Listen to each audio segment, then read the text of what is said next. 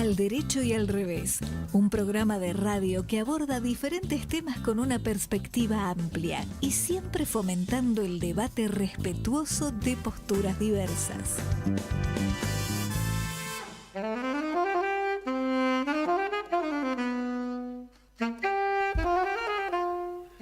¿Qué tal? Buenas tardes, ¿cómo andan? Empezamos el programa número 410 de Al Derecho y al Revés. Aquí estamos en la operación Leo Justi, en la producción, como siempre, Fede Politi. Marta Llanarte, ¿cómo te va? Muy bien, muy bien. Acá contenta, igualmente supongo que Mercedes contenta de tenerte nuevamente en el piso, que es muy distinto. Muy bienvenido al viajero. Qué verseras, gracias, muy lindo. Muy distinto a verte por la pantalla. Bueno, muchas gracias. No te vamos a decir dónde o cómo se te ve más lindo, si en la pantalla. No, yo te estaba por decir que ya escuché lo mejor que podía escuchar y todo lo que venga ahora seguro vaya a ser palo como siempre, pero... No, hoy estás, yo creo que especialmente lindo porque estás contento, tenés que mandarle saludos a alguien y nosotros nos vamos a sumar a ese saludo. Sí, le tengo que decir feliz cumpleaños a Eve, a mi querida esposa, compañera de... ya 32 años, diablo, cómo corre la vida, ¿no? Sí. Y tanto hecho en común y tanto disfrutado, y bueno, venimos de un viaje muy emotivo, muy lindo, así que un beso grande. Bueno, desde acá también, Eve, abrazo enorme, feliz cumple. Gracias. Sí, todo el equipo te abrazamos, Eve, y esperamos próximo asado, con Charlie incluido y Marcelo, para celebrar. Yo siempre digo que la quieren mucho más porque no la conocen tanto. Bueno, típico comentario, no voy a decir. Sí, no machista, decilo, sí, es la verdad. ¿No? Es la verdad. Mercedes, tenemos una invitada muy interesante. ¿Querés presentarla vos? Sí, lujo total porque Carolina Queiroz es especialista en comunicación responsable y gestión sostenible. Ya nos vamos a enterar qué significa todo eso. Ella estudió Ciencias de la Comunicación en UBA con especialización en Políticas y Planificación de la Comunicación y se ha seguido especializando en áreas como Evaluación de Impacto y Empresa B. Y lo más valioso para mí, y por qué la estoy presentando de manera tan entusiasta, es porque ella es profesora universitaria y tiene gran habilidad para explicar temas complejos. Y ahí viene la pregunta, Caro. ¿Qué se entiende hoy por sostenibilidad y cuáles son las nuevas tendencias? Porque en el programa siempre estamos diciendo, hay que hablar con alguien que entienda de estos temas, ¿no? Así que, bueno, contanos de qué se trata esto de la sostenibilidad. Bueno, muy buenas tardes, un gusto, un placer estar con todos ustedes, con la audiencia. Muchísimas gracias por esta invitación y claramente que este tema nos atraviesa a todos como ciudadanos, también a distintas instituciones, público, privado, y quizás se esté empezando a escuchar en los últimos años mucho más con el tema de huella de carbono, de economía circular, temas que por ahí están atravesados por lo que tiene que ver con el desarrollo sostenible, esto que decías, ¿no?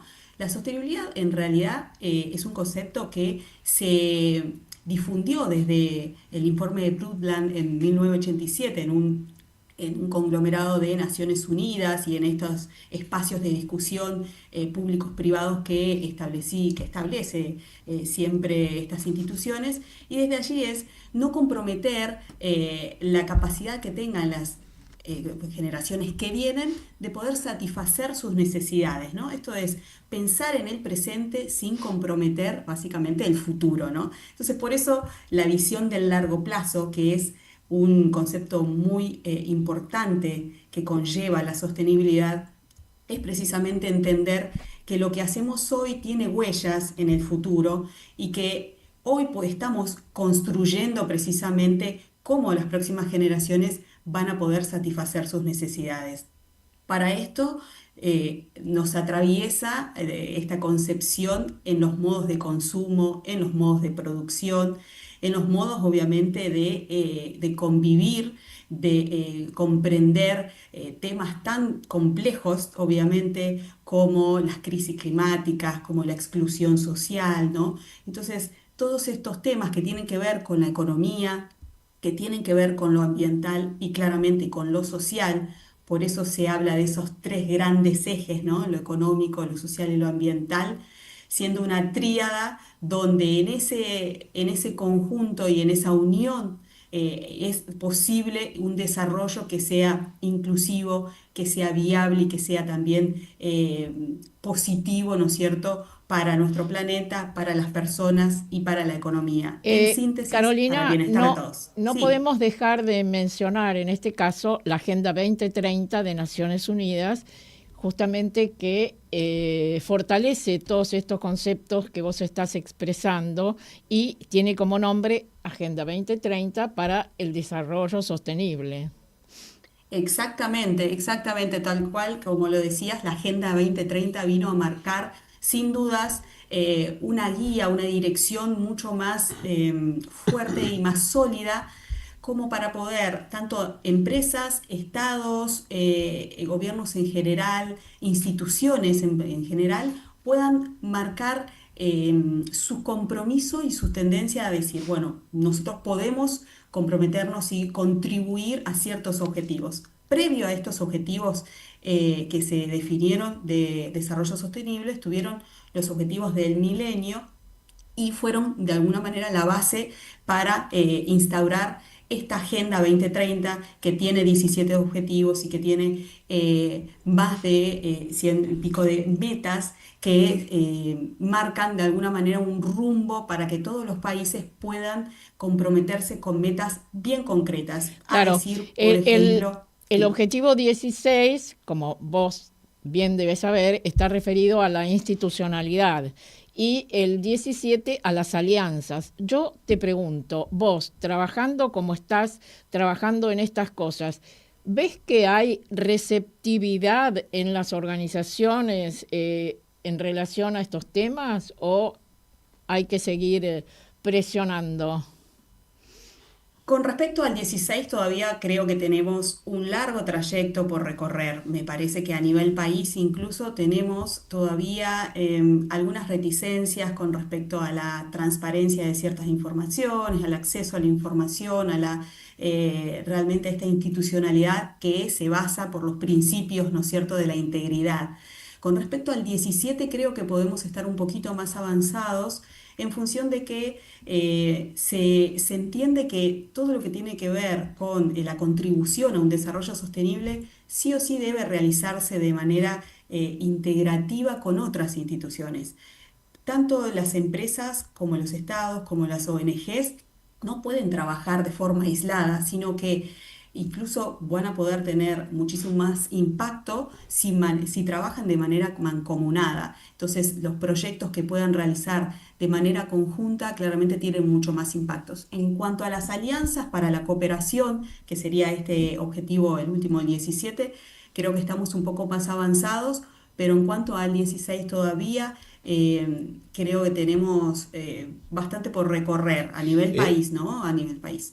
Carolina, vos hablaste de 1987 y el Grupo Intergubernamental de Expertos sobre el Cambio Climático, el IPCC, existe también hace muchísimos años y yo diría que hace varias décadas que casi no hay discusión científica y ni podría omitir el casi, ¿no? El casi es porque nunca nada es absoluto, pero la discusión Claro. científica está absolutamente terminada en cuanto a la huella ecológica, a que somos los humanos los que hemos generado en buena medida este calentamiento global y este cambio climático. Yo agregaría, y ahí va la pregunta, pero agrego antes el razonamiento de que en la sociedad hay una conciencia que no había hace 15 o 20 años atrás y quizás hace 5 años atrás. Concretamente no querría ser grosero y decirlo en otros términos, pero como la gente tiene mucho calor y mucho frío y muchos fenómenos climáticos, ya esa discusión también se acabó. A pesar de que haya presidentes, por ejemplo, el del país más grande del mundo, que siga negando el cambio climático. Ahora, todo esto, ahí va mi pregunta, ¿ha servido realmente para que la humanidad dé pasos importantes para evitar el desastre climático? ¿O todavía falta algún nivel de reclamo masivo de la sociedad para que esto se produzca? Es muy interesante la pregunta que haces, Alejandro, porque por un lado yo creo que, como decías, las generaciones que están viniendo Yo apenas tenía 3 años en el 87, digo, cuando esto recién se iniciaban, estas discusiones. Creo que estas generaciones que están viniendo tienen una conciencia más fuerte a nivel de Sí. compromiso ambiental, a nivel también de elegir marcas o productos que tengan ciertos parámetros de sustentabilidad. Hay estudios que están diciendo que prefieren abonar tal vez un precio más elevado que otros productos, pero conocer que eso ha sido producido de forma responsable. Por un lado, el consumo es claramente donde uno hace ¿no? Ahí la balanza de precisamente de comprometerse con estos temas a nivel de de ciudadanía. Pero por otro lado, creo que claramente esto debe estar apoyado por políticas que a nivel gubernamental tienen que acompañar e instar a las empresas, sobre todo, que son claramente las mayores productoras de efectos de gases invernaderos. Estamos hablando en particular también del sector industrial, que tienen que acompañar y reforzar estas exigencias a nivel de eficiencia ambiental, de mitigación de impactos y básicamente a la neutralidad en un sentido amplio. Sí, Carolina, Tenemos, sí. yo querría, porque no nos va a dar el tiempo, que entres en el tema de la regeneratividad. O sea, nosotros recién Marta hizo, como vos dijiste, una pregunta muy orientadora, porque nosotros partimos de los objetivos del milenio, que eran 8, y como no metieron el 17, que es justamente la articulación interactoral, entonces no se cumplieron. Ahora se dieron cuenta, agregaron, qué sé yo, vamos a ver qué pasa. Pero en el interín, sin que hubiera ni Naciones Unidas ni nadie instando a nada, hubo un cambio de paradigma entre lo que es, en todo caso, la sostenibilidad con la regeneratividad. Y ahí me gustaría que por lo menos en la última parte de esta conversación nos des una actualización conceptual, llamémoslo. Después lo vamos a pasar a la práctica.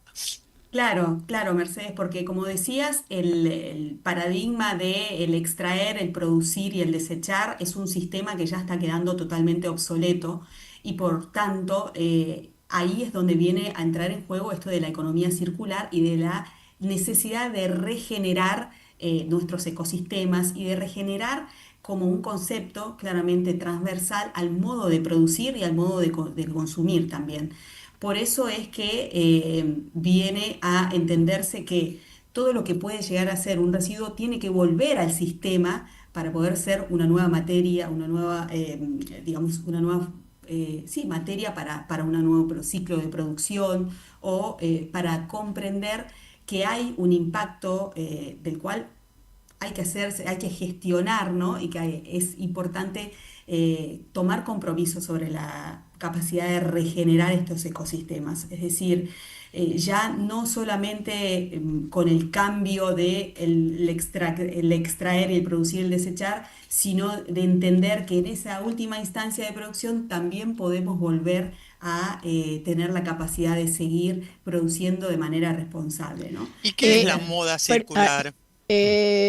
perdón, ¿me permitís, Mercedes, una Sí, sí, preguntita? por supuesto. Porque seguramente está vinculado con esto. ¿Cuál es tu opinión sobre las empresas B? Bueno, las empresas B en realidad es la certificación, tiene, bueno, sus cuestiones, no deja de ser una certificación más para muchas empresas que deseen, digamos, tener algún tipo de sello o de certificación, como pueden llegar a ser otras normas, ¿no? A mí me parece que lo que más interesante es de este modelo es precisamente la evaluación B, es todo ese proceso en el cual se mide la empresa según distintos parámetros y puede tener una fotografía, un estado de situación de las oportunidades de mejora en distintos parámetros. Pero la realidad es que lamentablemente estamos viendo que hay muchas empresas que lo utilizan más como un Mm. greenwashing y como un sello de marketing y publicitario, más que es precisamente de una convicción realmente del modelo de negocio o de una responsabilidad de transparentar información. En particular, conozco empresas B que no tienen reportes de sostenibilidad, que hoy en día es un documento que a nivel internacional se solicita con parámetros globales para poder comparar la información y entender realmente los compromisos y los datos certeros de cómo avanza la gestión responsable y sostenible de esas empresas. Entonces, tomaría con recaudos que esto no se convierta específicamente en un sello de marketing y en un greenwashing, pero sí valoro el proceso de poder medirse y tomar, digamos, conocimiento de dónde están esas oportunidades de mejora, ¿no? Dale, Mercedes, te quedó pendiente una Sí, pregunta. sí, lo de economía circular en concreto y acá en Argentina algún ejemplo para que la audiencia comprenda que hay algo que se puede hacer con todo esto, porque una de las cosas del programa siempre pasa por, ok, todo esto quizá me excede, pero hay algo que yo puedo hacer para mejorar esta situación. Entonces, bueno, por ahí va la pregunta de lo de economía circular. Sí, decías Perdón, moda Mercedes. circular fue lo último que te pregunté. De moda, sin dudas que creo que hoy estamos ¿no? con las cadenas internacionales de compra masiva del fast fashion y todas estas gente que está comprando masivamente en esta cadena china de ropa, creo que nos invita a repensar realmente de que cuando algo sale muy barato, muy económico, a otras personas o a otra cadena de producción le está saliendo muy caro. Siempre hay que pensar en esto. Hay externalidades de un producto o de un servicio que hay que entender, que es cómo ha sido producido. Y en esas cadenas puede haber trabajo infantil, trabajo indigno, trabajo esclavo o cuestiones ambientales que no son responsables. Entonces, la moda circular y hoy el consumo de ropa, se dice que ya está producida a nivel mundial la ropa para poder vestir a más de 3 generaciones que vienen. Qué Es decir, locura, ya está producida hoy la ropa para 3 generaciones.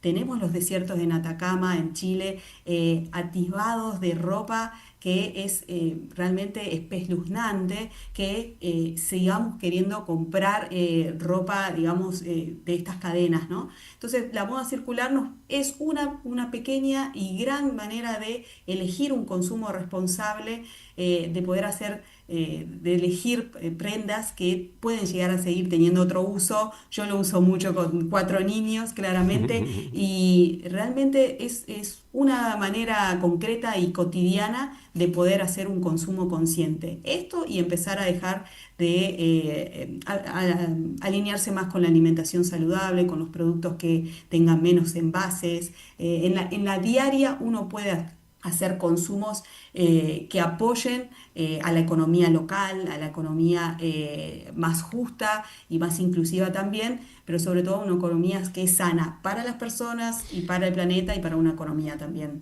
Ahora, sostenible. ahí Carolina me da la sensación, ¿no?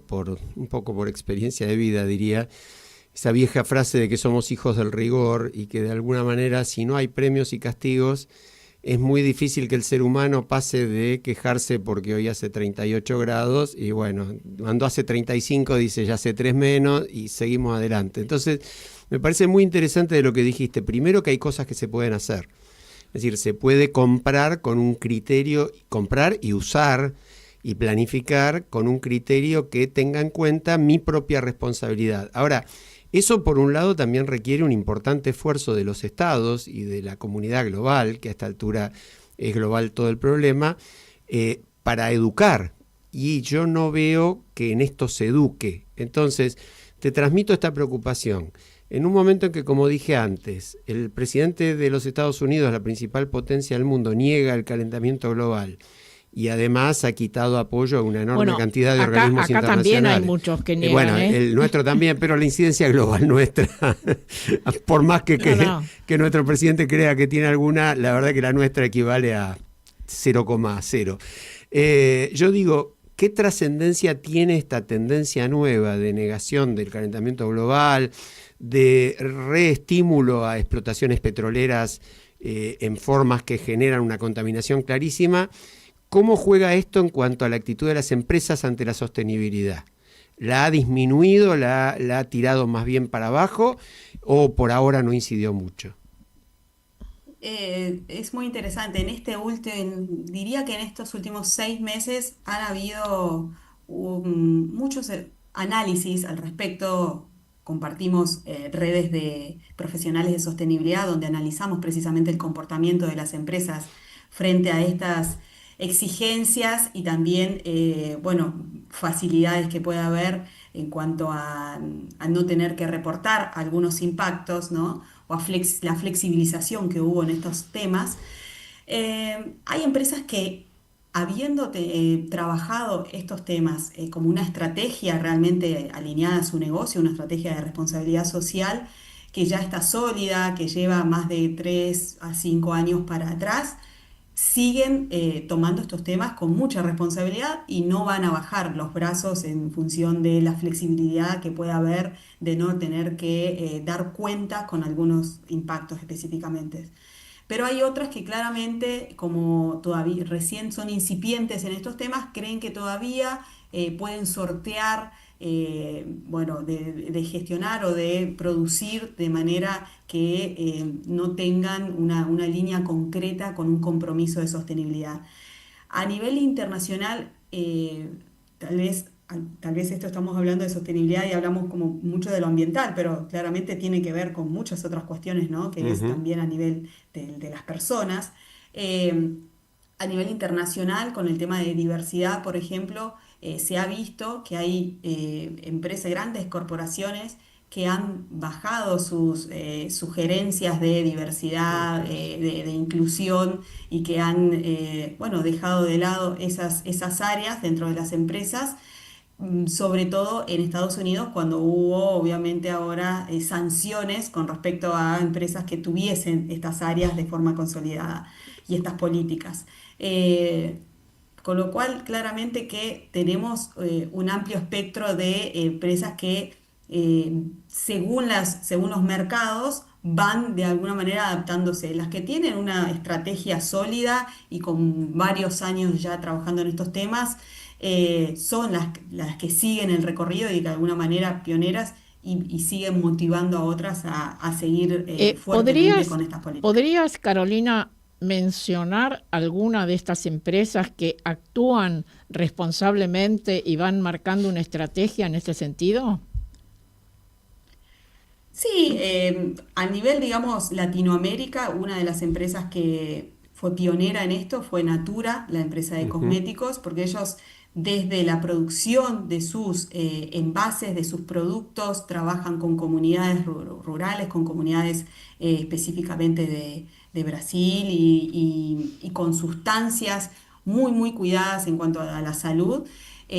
Han sido transversales bueno, a consolidar un modelo de negocio 360, ¿no? De manera de entender dónde estaban cada uno de esos impactos. Hoy ellos están teniendo una capacidad de regenerar los ecosistemas a través de sus envases, de sus productos.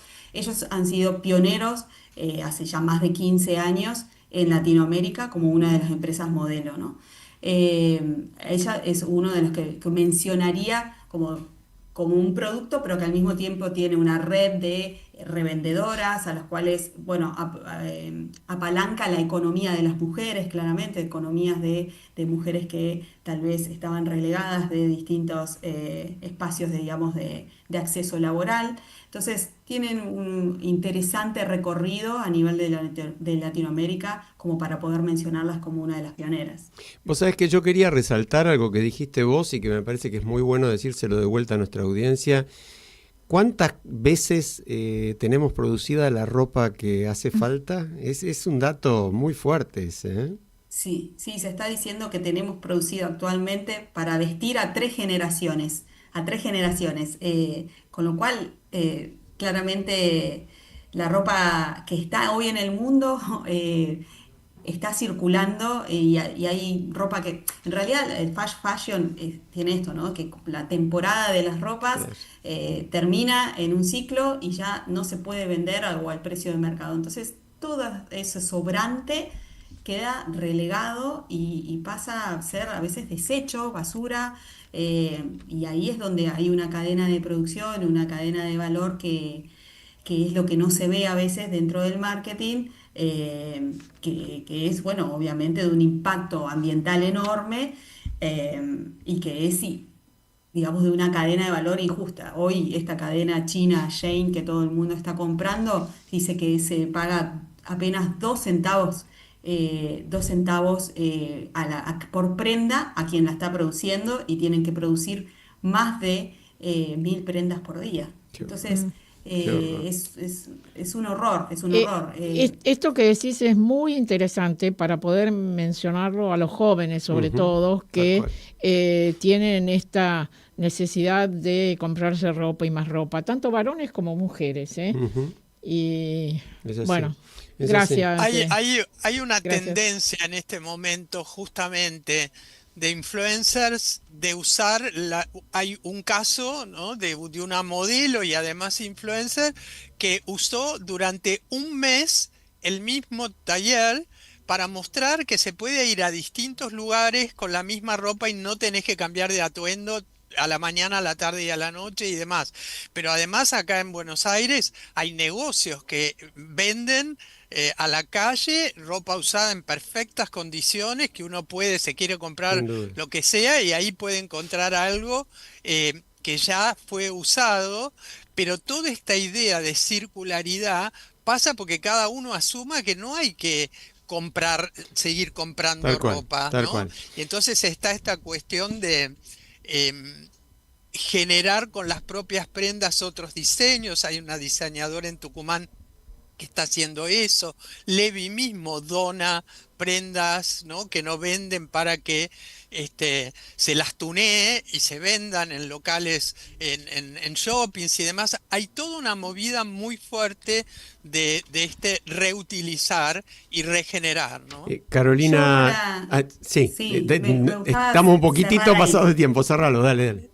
Para cerrar, yo decía volver específicamente a la esencia, ¿no? A la esencia de lo natural, a la esencia de conectarnos realmente con lo importante de nuestra naturaleza, de nuestros ecosistemas, a modos más simples de vida, a modos más simples que nos lleven a cocinar en familia, a poder eso, reutilizar una prenda de algún familiar o de alguna amiga, o si tenemos una fiesta, poder pedirlo prestado también, no necesitamos consumir de más. Volver a las raíces, me parece que en eso tenemos que repensar nuestros modos de vivir de forma más sencilla para que realmente estemos conectados con nuestros impactos, ¿no? Carolina Quirós, te agradecemos muchísimo tu participación en Al Derecho y al Revés, muy interesante, ¿eh? Gracias, Gracias. gracias. Chao, Caro. Y nos vamos a... Rosarina, además, Rosarina. No, entrerriana. Ah, Entrerriana, pero Invierno bueno, rocial. va a ser Ojo, Rosario, ojo, ¿no? Mercedes. Sí, sí. Ojo, No, que- perdón, Este- perdón. Rosarina de corazón. Sí. Encima De limítrofe, corazón. no se joroba con eso. No, claro que no. Nos estamos yendo a pausa musical y como siempre le damos algún contenido. En este caso estamos a 2 días de los 80 años de la bomba atómica en Hiroshima, un horror de la humanidad con el cual todavía vivimos y del que vamos a hablar también algo en la segunda parte. Por eso elegimos este tema musical para la pausa. Enseguida venimos.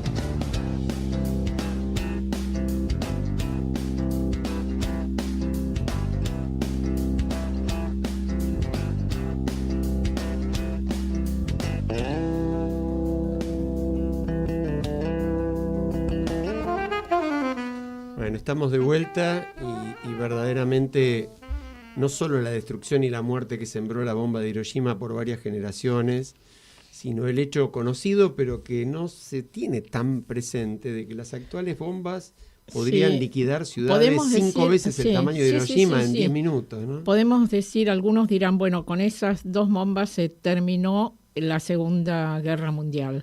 Pero ¿se terminó la guerra? No. Claro, en este momento, ¿saben cuántos conflictos bélicos hay, además de algunos muy importantes? 59 conflictos bélicos en nuestro planeta. Además, eso, por supuesto, implica destrucción, muerte, la amenaza nuclear es... hambre. Sí, del hambre vamos a hablar en un rato. La amenaza nuclear es escalofriante, es como que, bueno, de algo de eso también nos va a hablar ahora Marcelo de Jesús desde Washington, ¿no? Escuchamos. Hola Alejandro, Marta, Mercedes, Carlos. Tenemos 2 noticias cortas para comenzar. La semana pasada el presidente Trump anunció que enviaba submarinos nucleares hacia Rusia como respuesta a unas palabras consideradas amenazantes de un importante asesor ruso. El reflejo en los medios fue nulo. La TV, radios, periódicos no mostraron ningún signo de alarma, ni reflejaron entrevistas, documentales, nada. La segunda noticia corta son las tarifas. El presidente anunció al asumir que subían los aranceles a las importaciones para disminuir el déficit comercial, pero se está viendo que sirven también para cualquier otro propósito.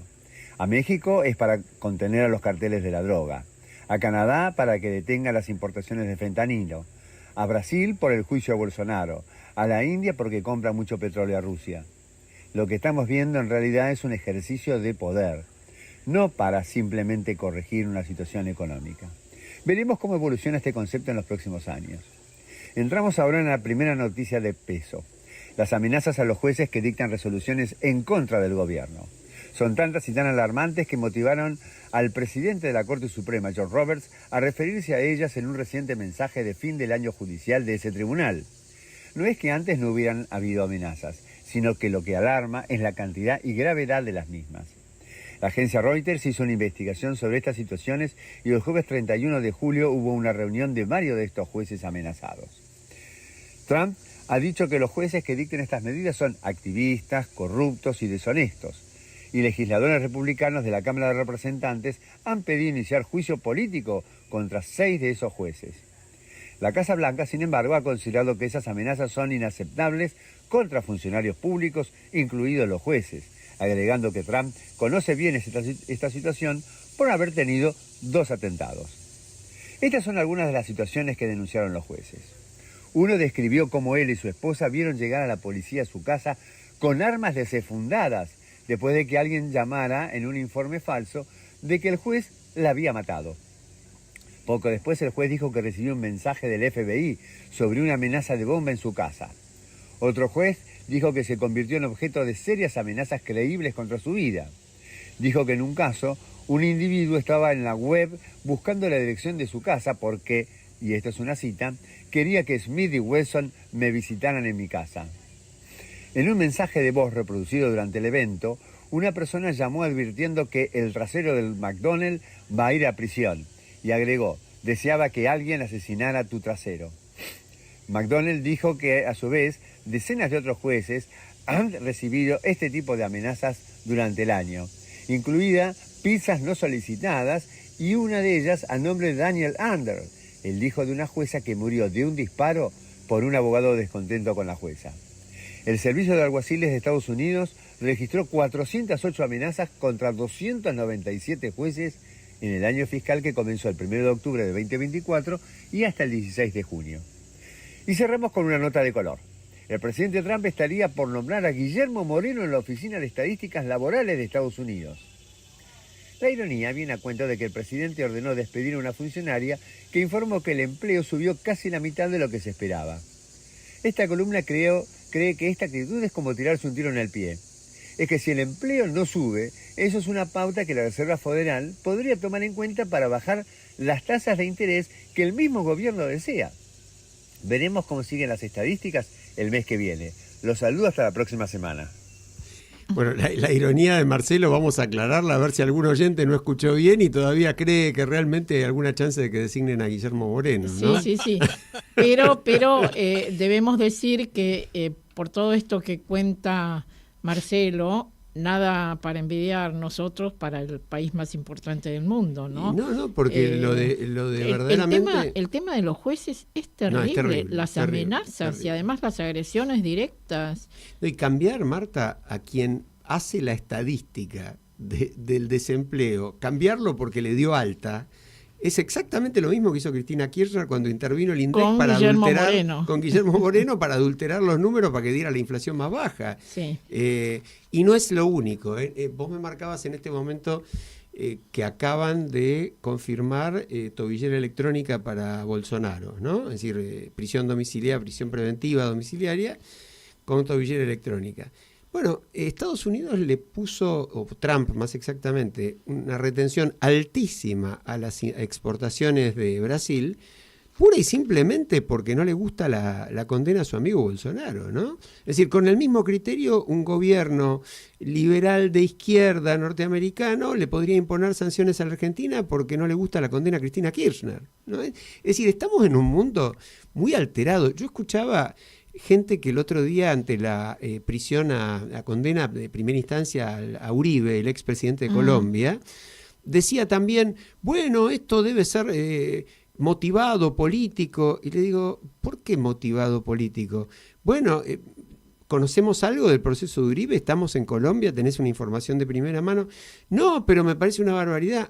Igual que a los kirchneristas le parece una barbaridad la prisión de Cristina. También, o a los bolsonaristas la de Bolsonaro. Tuvimos estos días las elecciones en Ecuador y Bukele en El Salvador. En El Salvador, perdón, Sí, y Bukele consiguió que se modificara la Constitución para obtener la reelección indefinida. Tal cual. Por eso uno plantearía que lo que se distribuye de una manera abundante y rápida son las malas prácticas. Es decir, a nivel global es lo que estamos viendo, exacto, ¿no? Exacto. Y lo traumático para todos nosotros es que hay como un acostumbramiento o una resignación, no sé, y como planteaba Marcelo, no hay reacción, ni de los medios, por intereses, por temor, no sé. Pero me quedé con una cuestión que creo que la tendríamos que charlar en algún programa, dedicarle a reflexionar con gente que entiende y que se dedica a esto desde de la cultura de paz, la guerra como negocio. O sea, no nos podemos olvidar de eso, Marta. Vos hablaste de la cantidad de pequeños conflictos, donde mueren gente, donde los chicos...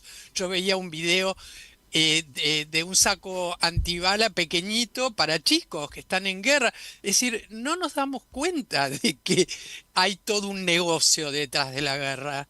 Y hay que ponerlo sobre la mesa. No podemos ser ingenuos creyendo que es un tema geopolítico. Bueno, ¿no? en muchos casos es un negocio, esto, ¿no? Y en otro caso es un negocio político, ¿no? Como Sí, pasa en Medio Oriente, que de alguna manera es el gran negocio político del gobierno de Netanyahu en Israel.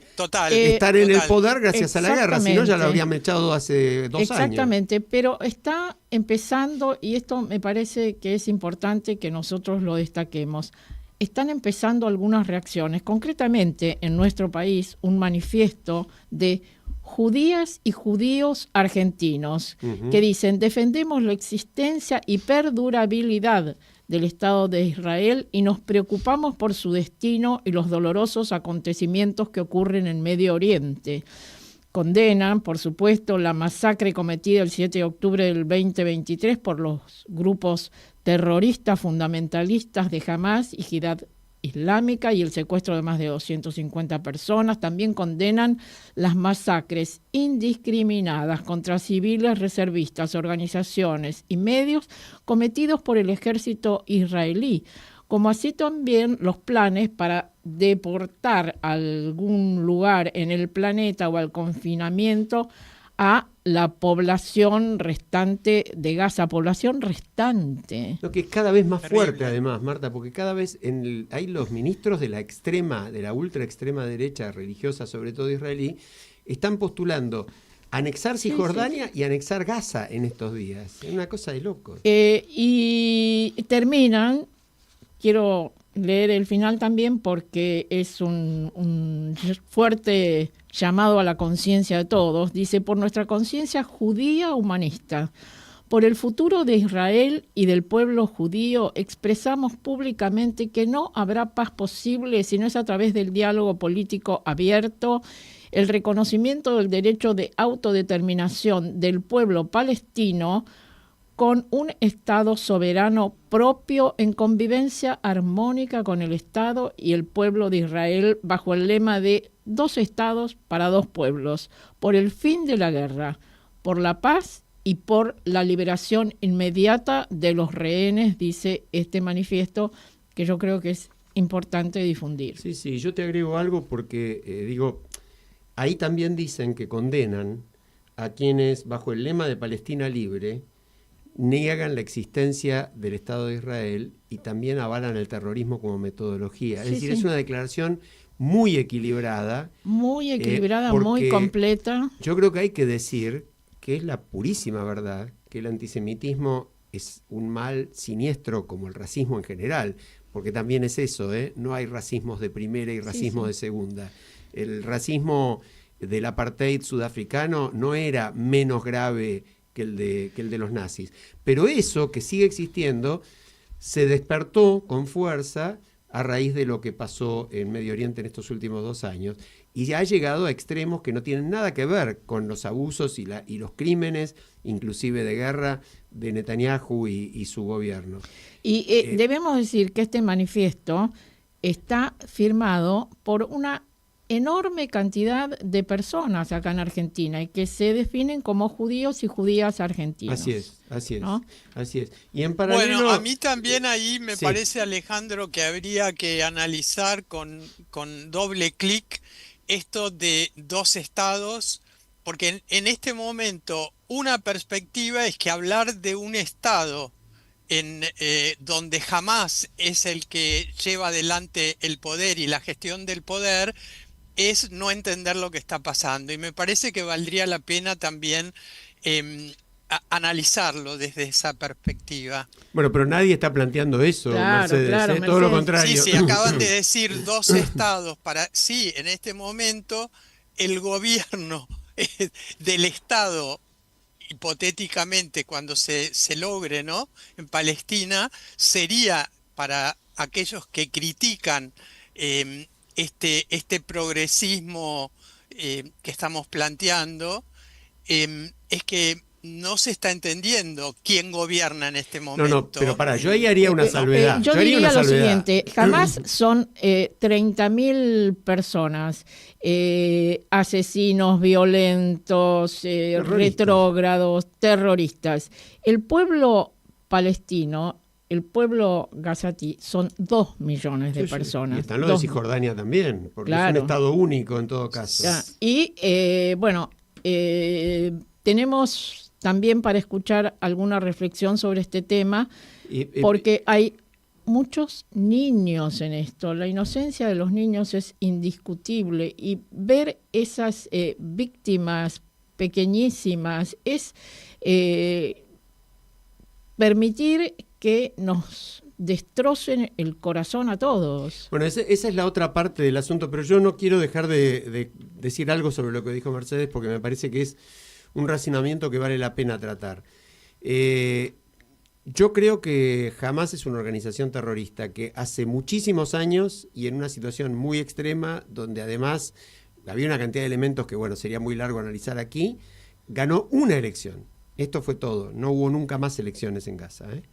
Es decir, en todo caso, si hubiera elecciones en Gaza, y es un problema del pueblo palestino la elección, porque lo tienen que decidir ellos, lo que no se podrá habilitar de ninguna manera, y para eso están los otros estados árabes que se han ofrecido también por primera vez a colaborar, la comunidad internacional y qué sé yo, erradicar el terrorismo, pero eso no significa de ninguna manera que alguien tenga derecho a negar el derecho del pueblo palestino a formar su propio Estado. No estamos hablando del pueblo palestino. Por eso lo quiero aclarar. ¿Entendés? de quién gobierna, quién tiene el poder realmente. No es que ser gobierna. ingenuos, No gobierna nadie. El tema No gobierna nadie. No gobierna nadie, Mercedes. Bueno, Gobierna, en este momento gobierna el ejército. Es una manera de plantearlo. Gobierna el pero ejército digo, israelí. Tener este recaudo de no ser ingenuos con lo que efectivamente No, pero está sucediendo. perdóname, ¿no? en los que firman este manifiesto, a varios de los cuales los conocemos bien, justamente no están planteando en absoluto eso, están Exacto. planteando todo lo contrario, están planteando el derecho a elegir, que lo tienen, nadie tiene derecho a ser terrorista, eso no es un derecho.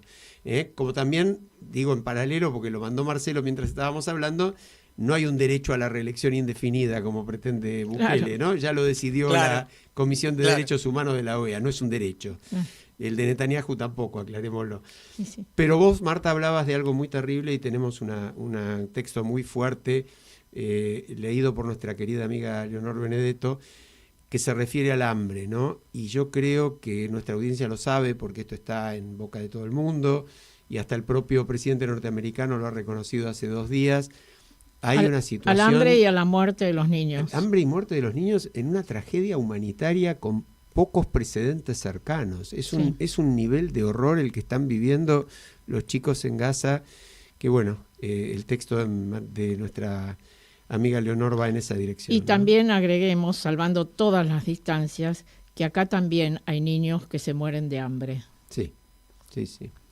Para todos ellos, la escuchamos a Leonor. Niños que mueren. Se fueron un día y dejaron un vacío inentendible. ¿A dónde están? Un cementerio no es un lugar que corresponda a un pequeño vacío imposible de llenar. Y sin embargo allí está.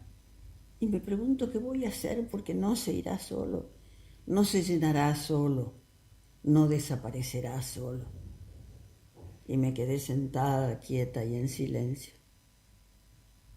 Y mi pequeño acompañante me dijo que según su cálculo, allí se había quedado un cuerpecito sin nombre y sin rostro, que había elegido dormir para siempre en una pequeña cueva que guardaría sus secretos y allí estarían seguros para siempre. Los niños que mueren se llevan sus secretos y los esconden donde nadie pueda encontrarlos. Los niños que mueren en las guerras invocan a sus madres y piden ser perdonados. Tal vez solo el perdón tenga el poder de cambiar las cosas. El verdadero perdón es azul y pinta el horizonte y espera. Los niños de Gaza caminan solos por el desierto. Han perdido a sus madres y no esperan encontrarlas. Tal vez el destino les depara la soledad como enseñanza. Y nosotros, los que decimos que les tenemos compasión, solo miramos. Tal vez este sea un tiempo de cambio en el que los que tienen que aprender somos nosotros. Los cerezos florecen y señalan el camino. Caminemos. Postdata 1. ¿Cómo nos recordará la historia? Postdata 2. ¿Habrá historia? Postdata 3. Un día, tal vez dentro de mucho, el perfume del cerezo cubrirá la tierra. Bueno, muchas gracias a Leonor, nos conmueve profundamente su texto. Yo quería agregar que David Grossman, uno de los grandes escritores, probablemente el más importante escritor israelí vivo, dijo hace un par de días al diario italiano La República: es genocidio. Se me parte el corazón, pero hay que decirlo.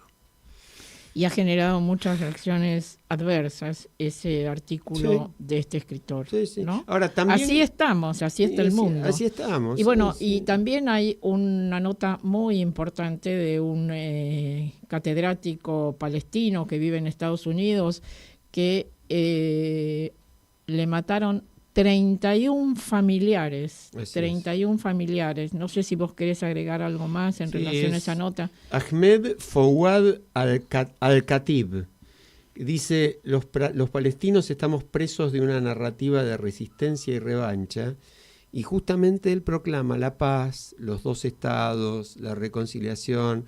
A lo que vos dijiste, Marta, es cuando tenía 11 años, quedó sordo de un oído por una bomba israelí también, y pelea por la paz. Y bueno, yo creo que a eso hay que aferrarse, ¿no? Como al manifiesto de estos hombres y mujeres judíos argentinos.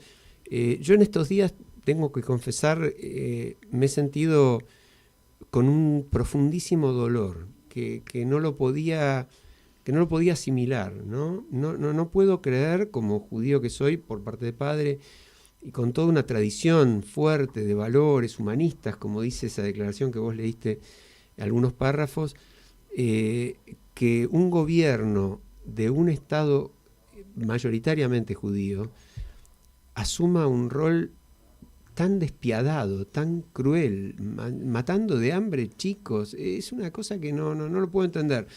Y no puedo dejar de hacer un número también. Es un espanto lo del 7 de octubre, son crímenes, lo hemos dicho, de lesa humanidad, espantosos, condenables desde todo punto de vista. Sus autores tendrían que ser juzgados por tribunales penales internacionales. Todo eso es cierto. La acción del ejército israelí mató 50 veces la cantidad de muertos el 7 de octubre. Bueno, pero ahora justamente también lo dice esta declaración, que valoran mucho la reacción de el pueblo israelí en este momento, gran parte del pueblo israelí, en contra de la continuación de la guerra, y que se rescata como absolutamente necesario y prioritarias las negociaciones para ponerle fin, y entre las cosas más importantes también lograr la liberación de los rehenes, que hemos visto fotos espantosas. Espantosas, no, es todo espantoso, sí, sin ninguna duda. Sin ninguna duda. Dale, Mercedes. No, yo estoy también muy conmovida. Lo que creo es que quizá nos conviene profundizar en todos aquellos que hace años vienen trabajando por la paz. Y de qué manera los impactos, hoy estábamos hablando con Carolina, de qué pasa con el no reconocer los impactos que vamos dejando. El impacto de la guerra por un lado y el menor impacto de aquellos que trabajan por la paz de manera intensa, comprometida, como misión en la vida, hay que por lo menos también mostrarlo, porque si no la gente, yo me quedo con esta sensación de impotencia. Leo material con respecto al negocio de la guerra, que justamente mucho de este material está producido por aquellos que están trabajando por la paz, no peleando por la paz, trabajando por la paz. Y hay tal desbalance que el resultado es chicos muriendo de hambre y el resto poco conmovidos por los intereses económicos. Realmente es desolador, te entiendo, Alejandro, te entiendo.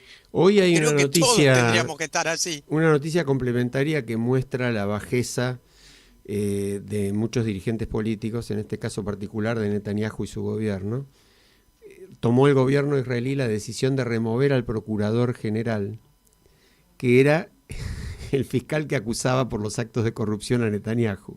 Es decir, hay que recordarle a la audiencia que el señor Netanyahu postergó durante meses y meses, viene postergando, con el pretexto de la guerra, las audiencias del juicio que se le sigue por corrupción, graves delitos de corrupción que justificarían su remoción y su condena. Bueno, es decir, la guerra de repente es la consecuencia, como decíamos, ¿no?, de decisiones humanas muy, muy complicadas. Y si estuviera acá presente Tute, nos volvería a repetir: la realidad no sale de su asombro. Sí. No, es realmente muy, muy fuerte. Pero bueno, yo creo que... Hay un comentario de Inés que justamente enfatiza que la persecución de Trump a los jueces de la Corte y el juez de la Corte Suprema de Brasil, dice, me tiene estupefacta. Es decir, estamos todos así, Inés.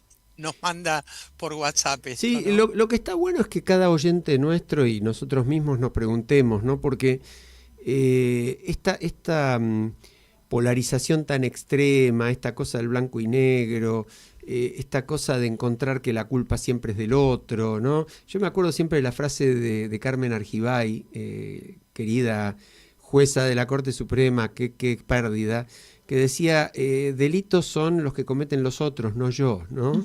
Entonces, hay un poco de eso. Pensemos, tengamos el mismo estándar para las cosas. Quiero traer acá el recuerdo de Carmen Argibay, grandísima mujer, que fue una de nuestras colaboradoras en Poder Ciudadano, en los primeros tiempos de Poder Ciudadano. Vos decís, ¿cómo? Una mujer de esos antecedentes y tan importante. Sí. Qué maravilla. Carmen Argibay en Poder Ciudadano. Qué maravilla, qué maravilla.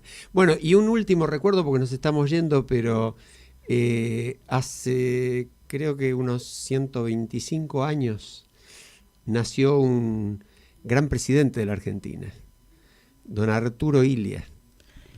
Es así, pequeño, tal cual. Sí, Tal cierto. cual. Nuestro pequeño homenaje a ese hombre tan limpio, tan honesto, tan Que bueno. podía salir a caminar solo por la Exacto, calle y decía exacto. que él no necesitaba custodia, que a él lo custodiaba la gente. La gente. Y no puedo dejar de decir, como casi adoptivo pergaminense que soy, que nació en Pergamino. ¿Dónde está su museo? Mirá. Que recomiendo fuertemente, quien tenga la oportunidad que vaya a verlo. Es la vieja casa de don Arturo, que de por sí, muestra quién era. Y que tiene una cama multipartos o algo así, ¿no? Algo así, porque era un médico de pueblo, eso es lo que era. Exactamente. Exacto.